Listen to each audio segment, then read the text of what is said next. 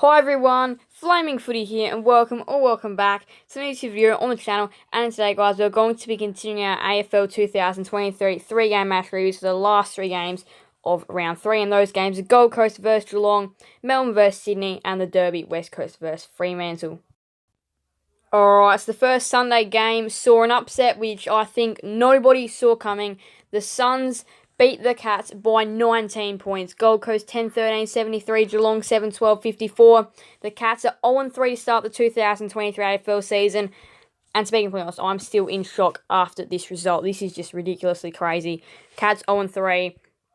And I feel like most people expecting them to win this game and by a comfortable margin as well. But the SUNS just looked better. Their ball movement looked better. They've been disappointing and, yeah, really just to put a word to it, bad in the past couple of weeks. But this game really does turn it around.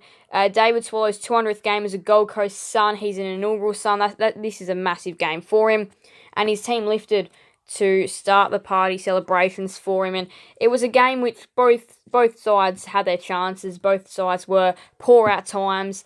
The Cats definitely couldn't defend transition that well. The SUNS couldn't put scores on the board, and at quarter time was a relatively close game. The Cats did own the first quarter, but the SUNS, way they bounced back in the quarter was really important.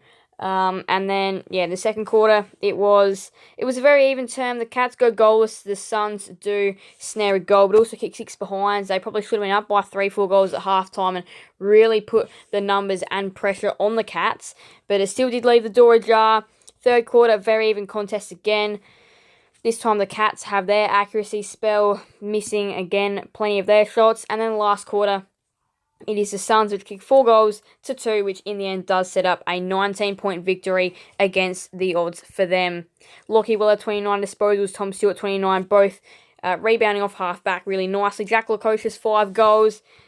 He can be a high-impact player. I don't think we've really seen a breakout game from him. That was really important.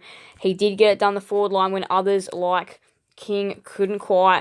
126 fantasy for Stewart, 8 tackles for Jack Bowes. On Ben King real quick though, I do want to say he looked like he was going at the ball plenty of times, did Ben King, but he just wasn't getting his hands on it. He just looks a bit out of form, and we know with that injury last year, is out for the whole year.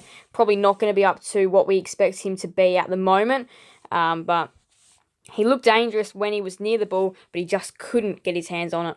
Tom Stewart, 126 fantasy, 102 for Smith, 101 for Cameron, 96 for McPherson and Cam Guthrie. So 5 goals, 2 for Lukosius, 3 goals for Cameron, 2 for Rowan. And Ben King did get the 1 goal too, so he did look dangerous. He took 4 marks. But yeah, again, there was definitely a couple of also Ben King mark opportunities which did go down. 29 disposals for Weller and Stewart, as we know, 28 for Guthrie, 24 for Round McPherson, 23 for Smith. Tackles, 8 for Bowes, 7 for Swallow in his 200th game.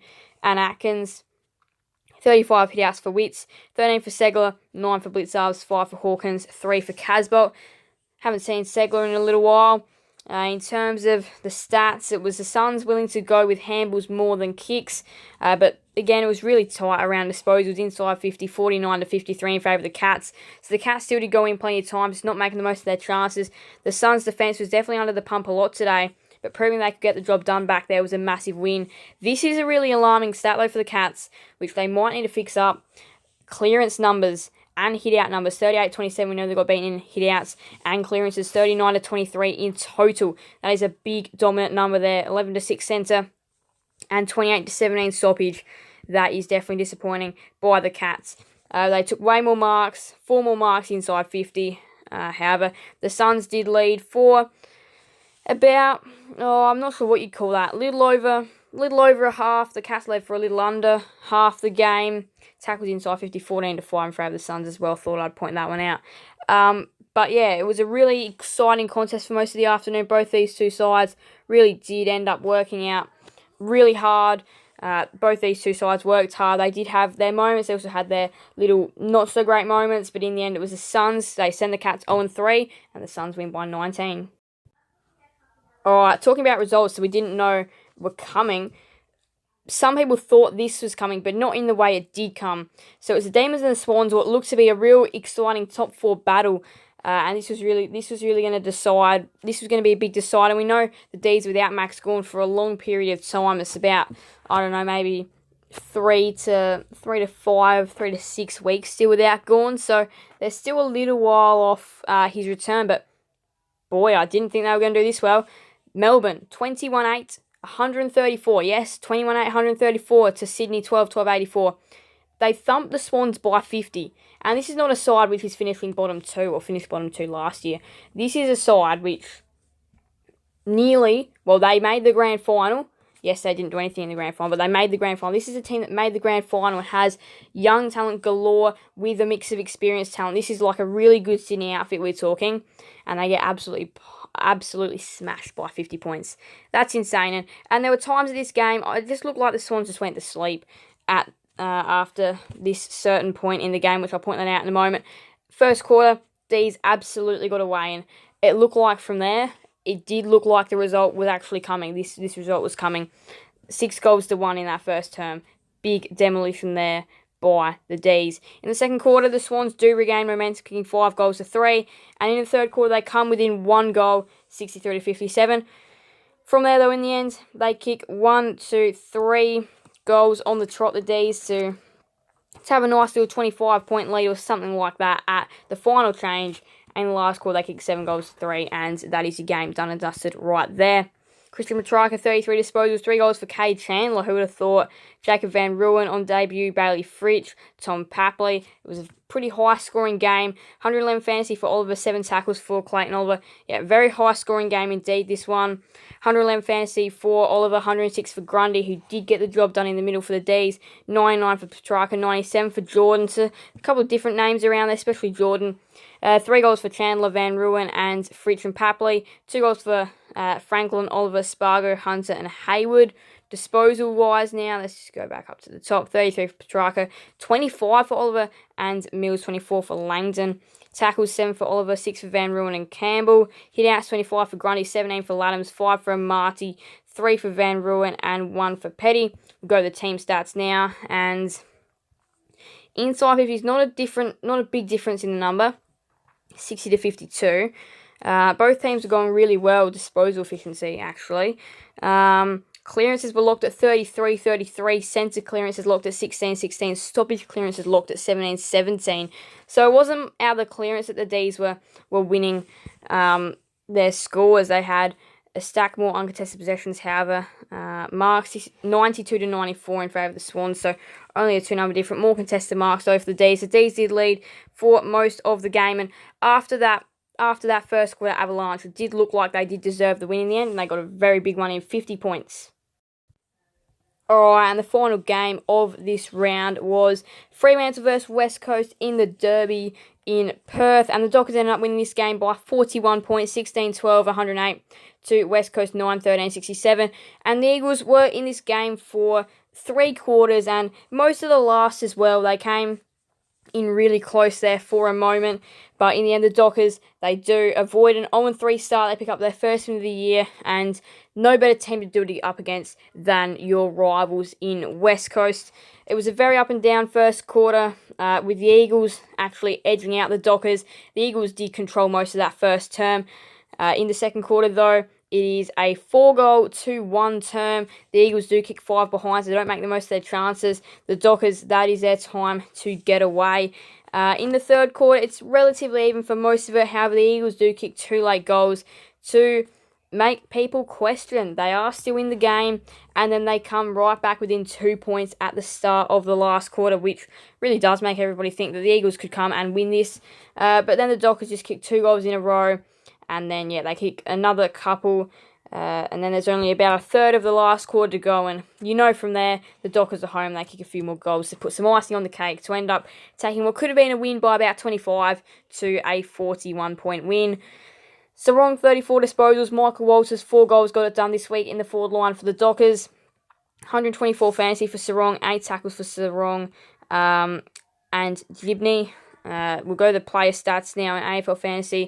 128 for Darcy, 127 for Sarong, 106 for H, 104 for Sukowski and Kelly. Goals for Hines, 4 goals for Walters, 3 for Allen. He did look dangerous up forward, Oscar Allen, 3 goals, 3. Last year he had an injury, couldn't play at all. But this year, he's actually looking okay. Oscar Allen is looking in decent form this year. Darling also kicks 3 goals. 2 goals for Amos, Frederick, Jackson. Finally, Action Jackson's in town. 2 goals, 95 fantasy, 12 disposals, 3 marks, 7 tackles, 17 hit-outs. Pretty good there for Luke Jackson. 2 goals for Swikowski as well. Disposals, 35 for Sarong, 33 for Kelly, 31 for Aish, 28 for Brayshaw and Gaff. We'll go to the tackles now. 8 for Sarong and Gibney, 7 for Aish and Jackson. We'll go to the hit-outs now. 52 for Darcy, dominated in the ruck against Bailey Williams, which he got 14. Jackson got 17. 1 for Waterman and Darling. Team stats now. The Dockers went inside 50-63 to 54 times. So had that one down pat. Let's see, 69-16 hit-outs. That's what you call domination right there. Nick Nat's going to be out for a very long time, so they're going to have to roll with Bailey Williams or whether they go Jamieson. There's a couple of options for the Eagles, but being honest, they're not great options. They are undersized, probably. They're not as powerful as Nick Nat, so they're gonna have to really. They're not gonna be waiting. They can't wait for Nick Nat's return, obviously, because they're gonna get smashed in ruck throughout these weeks while they wait for Nick Nat. And obviously getting smashed in ruck may not give your midfield the best opportunity possible. Set plays are going to be limited. But 39-35 clearances, 14-10 centre clearance in favour of the Dockers, 25 apiece for stoppage. Let's see, nothing much at the moment. 16-11 marking inside 50 in favour of the Dockers. The Dockers did lead for most of the game, and the Eagles did challenge them. This was a good Eagles outfit. They still did challenge them. We know they beat the Giants last week. The Eagles really did challenge them, which was still a good thing for them. But in the end, the Dockers just showed their class, ran away by 41 points.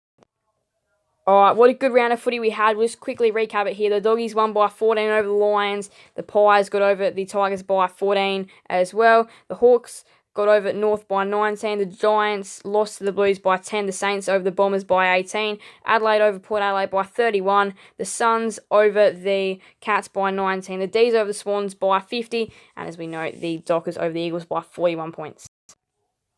Alright, and here's the completed ladder after round 2. Some really interesting things, including that Sydney percentage. They started the round at like 184 or something like that, and that has gone toppling down to 134. So definitely big job done there by the Demons. But I'll just go through the ladder, have a little look at it. The Dockers have jumped up into 9th after that big derby win, and the Cats are the only side 0-3 to start the year, and they're currently on the bottom of the ladder.